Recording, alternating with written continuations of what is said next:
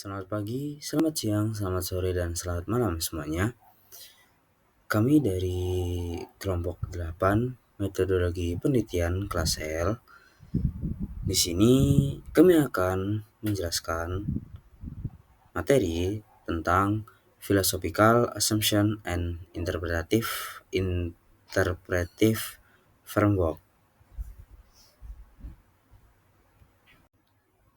Sebelum masuk ke dalam materi, izinkan saya untuk memperkenalkan anggota kelompok kami yang terdiri dari 4 orang. Yang pertama ada saya sendiri, yaitu Ajrun Devi Tamam dengan NPM akhir 255. Kemudian yang kedua ada Muhammad Ivan Zulkifli dengan NPM akhir 269. Yang ketiga ada Geo Menang Jabat dengan NPM akhir 106 dan Muhammad Fikri Aminullah dengan NPM akhir 264. Baik, slide selanjutnya kita langsung masuk ke dalam materi. Kita ada pertanyaan diskusi. Yang pertama, di mana posisi filsafat dan kerangka teoritis dalam keseluruhan proses penelitian. Kedua, mengapa penting untuk memahami asumsi-asumsi filosofi. Kemudian yang ketiga, apa saja 4 asumsi filosofi yang ada ketika memilih penelitian kualitatif. Kemudian bagaimana asumsi-asumsi filosofis ini digunakan dan dituliskan dalam suatu studi kualitatif. Kemudian jenis kerangka interpretatif apa yang digunakan dalam penelitian kualitatif. Selanjutnya bagaimana kerangka interpretatif ditulis ke dalam studi kualitatif. Dan yang terakhir bagaimana asumsi filosofis dan kerangka interpretatif saling terkait dalam penelitian kualitatif.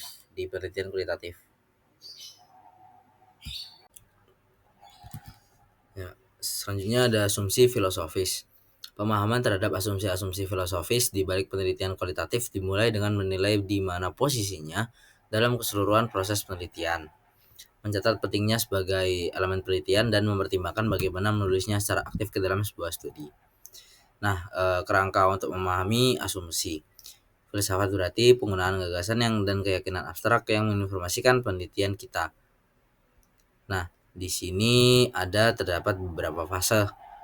Yang pertama, dimulai pada fase 1 dengan peneliti mempertimbangkan apa yang mereka bawa ke dalam penyelidikan, seperti sejarah pribadi, pandangan tentang diri sendiri dan orang lain, serta isu-isu etika dan politik. Penyelidik seringkali mengabaikan fase ini sehingga penting untuk menyorot dan memposisikan sebagai langkah pertama dalam proses penelitian. Selanjutnya ada fase kedua, peneliti membawa ke dalam penyelidikan teori-teori tertentu, paradigma, dan perspektif, yaitu sekumpulan keyakinan dasar yang membimbing tindakan. Nah, di sini dalam fase 2 kita menemukan kerangka filosofis dan teoritis yang dibahas dalam bab ini. Bab berikutnya akan membahas fase 3,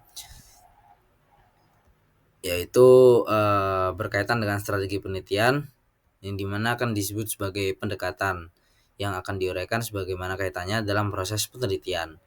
Kemudian pada fase keempat, metode pengumpulan dan analisis data, diikuti fase kelima yaitu interpretasi dan evaluasi data.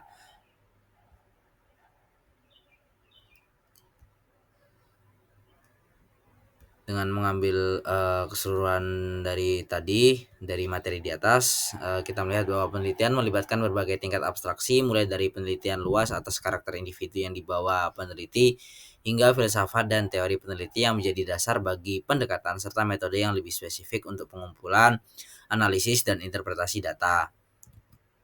Nah, kemudian ada mengapa filsafat itu penting. Nah, kita dapat memulai dengan memikirkan mengapa penting untuk memahami asumsi-asumsi filosofis yang mendasari penelitian kualitatif, dan untuk dapat mengartikulasikannya dalam studi penelitian atau saat menyajikan studi kepada audiens. Nah, yang pertama ada filsafat membentuk cara kita merumuskan masalah dan pertanyaan penelitian, serta bagaimana kita mencari informasi dan menjawab pertanyaan tersebut.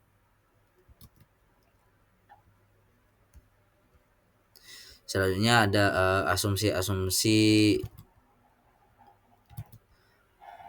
sangat berakar dalam penelitian kita dan diperkuat oleh komunitas akademik tempat kita bekerja atau tempat kita belajar. Beberapa komunitas lebih beragam dan meminjamkan dari banyak disiplin ilmu, misalnya seperti pendidikan, sementara yang lain lebih sempit dan berfokus pada komponen penelitian tertentu seperti pemilihan masalah penelitian, cara mempelajari masalah tersebut, dan bagaimana menambah pengetahuan melalui studi. Kemudian yang ketiga, para peninjau juga membuat asumsi filosofis tentang suatu studi ketika mereka menilainya. Mengetahui bagaimana peninjau berdiri dalam isu epistemologi membantu peneliti atau penulis. Ketika asumsi para penulis dan peninjau berbeda, karya penulis mungkin tidak mendapat penilaian yang adil, dan kesimpulan mungkin ditarik bahwa karya tersebut tidak memberikan kontribusi bagi literatur. Baik, masih dalam bab asumsi filosofis, itu selanjutnya ada 4 asumsi filosofis, yaitu yang pertama yaitu ontologi, berkaitan dengan sifat realitas dan karakteristiknya. Penelitian kualitatif menerima gagasan tentang banyak realitas. Setiap peneliti, peserta, dan pembaca studi kualitatif mungkin memiliki realitas yang berbeda-beda. Yang selanjutnya ada epistemologi, berfokus pada bagaimana peneliti mengetahui sesuatu. Dalam penelitian kualitatif, peneliti berusaha mendekati partisipan sedekat mungkin agar memperoleh pemahaman langsung dari pengalaman mereka.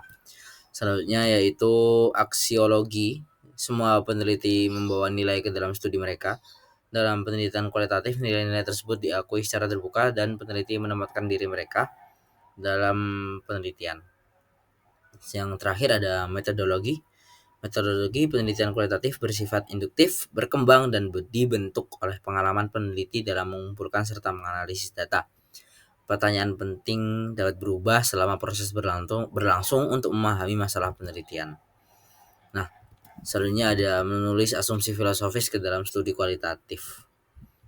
Nah, di sini satu pemikiran penting mengenai asumsi filosofis adalah bahwa dalam beberapa studi kualitatif asumsi tersebut dapat tetap tersembunyi, namun dapat dideteksi oleh pembaca yang cermat yang mengenali pandangan jamak yang muncul dalam tema, kutipan subjektif peserta, atau bias yang tersusun rapi dari peneliti. Dalam studi lain, filsafat dinyatakan secara eksplisit dalam bagian khusus studi, biasanya dalam deskripsi karakteristik penelitian kualitatif yang ditemukan dalam bagian metode. Di sini peneliti membahas ontologi, epistemologi, dan asumsi lain secara eksplisit serta menjelaskan bagaimana penerapannya dalam studi tersebut. Tujuan pembahasan ini adalah untuk menyampaikan asumsi-asumsi tersebut, memberikan definisi, serta mendiskusikan bagaimana asumsi-asumsi itu diilustrasikan dalam penelitian. Referensi terhadap literatur tentang filsafat penelitian kualitatif memperkaya pembahasan. Bagian semacam ini sering ditemukan dalam disertasi doktoral, artikel jurnal, dan presentasi konferensi di mana audien dapat menanyakan filsafat dasar dari suatu studi. Selanjutnya ada interpretive frameworks. Jadi interpretive framework sendiri itu adalah sebuah kumpulan asumsi, keyakinan, dan pandangan dunia yang membimbing peneliti dalam memahami realitas, merumuskan pertanyaan penelitian, mengumpulkan dan menafsirkan data. Nah, interpretive framework sendiri itu dapat dikatakan sebagai social science theories dan juga sebagai social justice theories. Nah, maksud dari social science theories ini apa? Jadi maksudnya adalah teori-teori ilmu sosial itu dapat digunakan sebagai kerangka teoritis dalam penelitian, seperti penggunaan teori-teori tersebut dalam etnografi. Nah, teori-teori ilmu sosial ini itu dapat mencakup teori kepemimpinan, lalu ada atribusi, pengaruh, dan kontrol politik, serta ratusan kemungkinan lain yang diajarkan dalam disiplin ilmu sosial. Lalu yang kedua adalah social justice theory. Jadi, di sisi lain, selain dari social science theory, interpretive framework ini juga dapat berupa teori keadilan sosial atau teori advokasi partisipatif yang bertujuan untuk membawa perubahan atau menangani isu-isu keadilan sosial dalam masyarakat kita. Adapun Interpretive frameworks ini itu dibagi menjadi 9 frameworks. Yang pertama, eh, positivism, yang mana framework ini itu menjelaskan fenomena dengan pendekatan sistematis dan terukur. Positivisme ini memiliki unsur-unsur reduksionis, logis, empiris, berorientasi pada sebab akibat, dan deterministik berdasarkan teori a priori. Pendekatan ini dapat berlaku di kalangan individu dengan latar belakang penelitian kuantitatif, serta di bidang seperti ilmu kesehatan, di mana penelitian kualitatif sering berperan sebagai pendukung penelitian kuantitatif dan harus disajikan dalam istilah yang dapat diterima oleh peneliti kuantitatif dan pemberi dana. Lalu yang kedua ada social constructivism, di mana dalam konstruktivisme sosial, individu itu berusaha memahami dunia di mana mereka hidup dan bekerja. Jadi mereka mengembangkan makna subjektif dari pengalaman mereka, makna yang ditujukan pada objek atau hal tertentu. Makna-makna ini beragam dan multiple, mendorong peneliti untuk mencari kompleksitas pandangan daripada menyempitkan makna ke dalam beberapa kategori atau ide. Adapun tujuan penelitian oleh karena itu adalah untuk mengandalkan sebanyak mungkin pada pandangan peserta tentang situasi tersebut. Seringkali makna subjektif ini dinegosiasikan secara sosial dan historis. Dengan kata lain, makna-makna ini tidak sekadar terpatri pada individu, melainkan terbentuk melalui interaksi dengan orang lain dan melalui norma-norma historis dan budaya yang berlaku dalam kehidupan individu. Lalu yang ketiga ada transformative frameworks, yang mana memberdayakan partisipan dan mengubah struktur sosial yang tidak adil. Prinsip dasar kerangka kerja transformatif ini itu adalah bahwa pengetahuan tidak netral dan mencerminkan kekuatan serta hubungan sosial dalam masyarakat, sehingga tujuan pembangunan pengetahuan adalah untuk membantu orang-orang memperbaiki masyarakat. Nah, individu-individu ini termasuk kelompok-kelompok yang terpinggirkan. Contohnya seperti lesbian, gay, biseksual, transgender, queer, dan masyarakat yang membutuhkan psikologi yang lebih penuh harapan positif dan ketahanan. Lalu ada postmodern perspektif, yang mana pengertiannya adalah mengkritisi dan mendekonstruksi narasi besar serta kekuasaan sosial. Adapun postmodernisme ini dapat dianggap sebagai kumpulan teori dan perspektif yang memiliki kesamaan. Konsep dasarnya adalah bahwa klaim pengetahuan harus ditempatkan dalam kondisi dunia saat ini dan dalam perspektif yang beragam terkait kelas, ras, gender, dan afiliasi kelompok lainnya. Kondisi-kondisi ini dijelaskan dengan baik oleh tokoh-tokoh seperti Foucault, Derrida, Lyotard, Girox, dan Freire. Kondisi-kondisi ini bersifat negatif dan mereka terlihat dalam adanya hierarki, kekuasaan, dan kontrol oleh individu serta makna-makna ganda bahasa. Lalu ada pragmatism atau pragmatis, yang mana menghasilkan pengetahuan yang bermanfaat langsung di dunia nyata. Ada banyak sekali bentuk pragmatisme, individu yang mengadopsi kerangka interpretatif berdasarkan pragmatisme lebih fokus pada hasil penelitian, tindakan situasi yang konsekuensi dari penyelidikan, daripada kondisi pendahuluan. Adapun perhatian terhadap penerapan apa yang berhasil dan solusi untuk masalah. Oleh karena itu, daripada fokus pada metode, aspek penting dalam penelitian ini adalah masalah yang diteliti dan pertanyaan apa yang diajukan tentang masalah tersebut.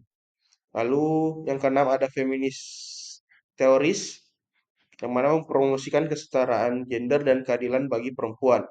Pendekatan penelitian ini berfokus pada mengkritisi keberagaman situasi perempuan serta institusi yang membentuk situasi-situasi tersebut.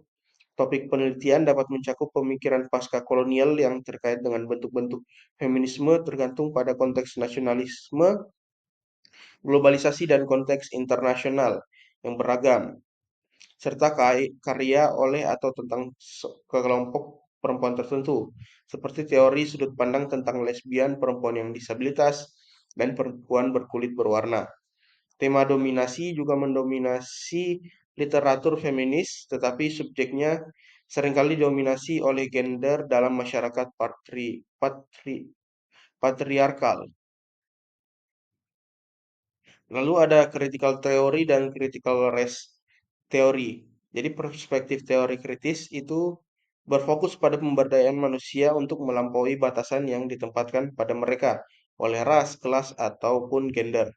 Para peneliti perlu menyadari kekuatan mereka sendiri, terlibat dalam dialog dan menggunakan teori untuk menafsirkan atau menerangkan tindakan sosial. Sedangkan teori ras kritis atau CRT itu memusatkan perhatian teoritis pada ras dan bagaimana rasisme secara mendalam tertanam dalam kerangka masyarakat, khususnya Amerika Serikat.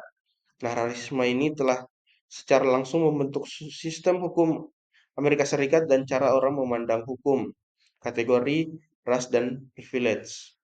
Lalu ada queer theory, ini berkaitan dengan memahami keberagaman identitas dan ekspresi gender seksualitas. Jadi teori queer ini ditandai oleh berbagai metode dan strategi yang berkaitan dengan identitas individu sebagai suatu bidang kajian yang terus berkembang.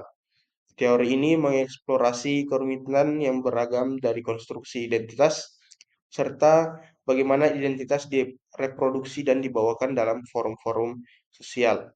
Lalu yang terakhir ada disability theories. Ini berkaitan dengan mempromosikan inklusivitas dan pemberdayaan difabel.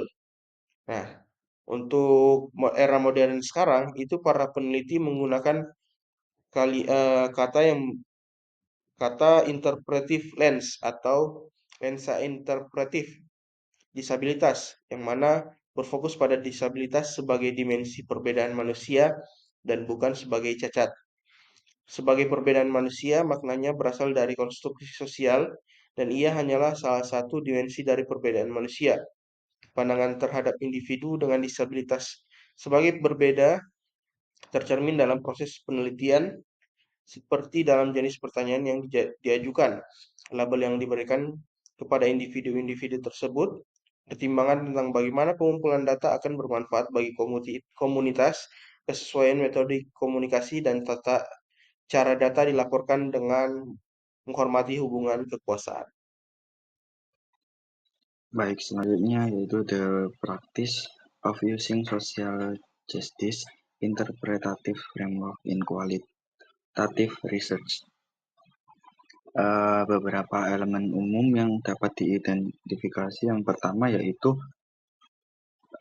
masalah dan pertanyaan penelitian yang dieksplorasi bertujuan untuk memberikan pemahaman kepada peneliti mengenai isu-isu atau topik-topik tertentu yang menciptakan kondisi yang merugikan dan mengucilkan individu atau budaya, seperti hierarki, hegemonisme, rasisme, seksisme, ketimpangan kekuasaan dan identitas, atau ketidakadilan dalam masyarakat kita. Selanjutnya yang nomor 2 yaitu dalam proses penelitian atau pengumpulan data, analisis dan pelaporan hasil penelitian menekankan pendekatan interpretatif. Artinya, mereka berusaha memahami makna dari pengalaman peserta, bukan sekedar mengumpulkan fakta, yaitu dengan menghormati partisipan, memberikan timbal balik, dan menghargai pendapat individu. Yang ketiga yaitu peneliti diharuskan menyadari subjektivitas pandangan mereka sendiri. Mereka harus jujur bahwa hasil penelitian selalu dipengaruhi oleh sudut pandang dan posisi sosial peneliti. Selain itu, mereka juga harus mengakui peran besar peserta sebagai pemilik utama pengalaman dan informasi yang dikumpulkan. Selanjutnya yang keempat, peneliti berkerangka keadilan sosial dapat disajikan dalam berbagai bentuk, bisa berupa artikel ilmiah tradisional atau karya eksperimental seperti teater dan puisi. Penelitian ini tidak berhenti pada pemahaman, tetapi mendorong aksi dan perubahan sosial nyata. Tujuan akhirnya adalah reformasi dan keadilan sosial bukan hanya sekedar publikasi akademik. Untuk selanjutnya kita memasuki ke linking philosophy and interpretive frameworks, yang mana ini membahas mengenai hubungan antara asumsi filosofi dan kerangka interpretatif dalam penelitian kualitatif menurut John W. Creswell. Nah, di mana bagian ini menekankan bahwa setiap penelitian kualitatif itu didasarkan pada pandangan filosofis tertentu seperti ontologi, epistemologi, aksiologi, dan metodologi yang membentuk cara peneliti memahami realitas dan memperoleh pengetahuan, menilai nilai-nilai dan menjalankan proses penelitian. Dan Creswell sendiri ini menjelaskan bahwa kerangka interpretatif ini berfungsi sebagai jembatan yang menghubungkan pandangan filosofis dengan praktik penelitian di lapangan. Nah, seperti bisa dilihat pada tabel di sebelah. Yang pertama ada pos eh, pos positivisme,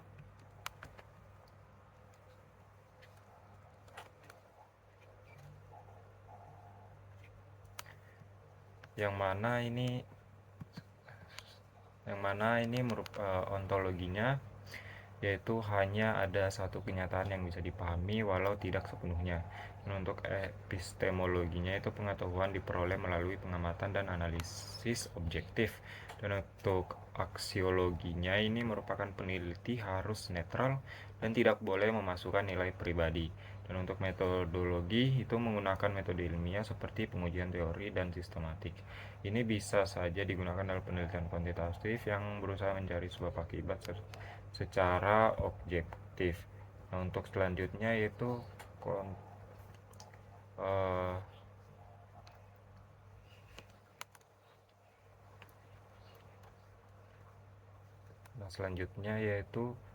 eh, pada konstruktivisme sosial. Nah, untuk ontologinya itu realitas bersifat jamak atau banyak yang bergantung pada pengalaman tiap orang. Dan untuk epistemologinya itu pengetahuan dibangun bersama melalui interaksi antar peneliti dan partisipan.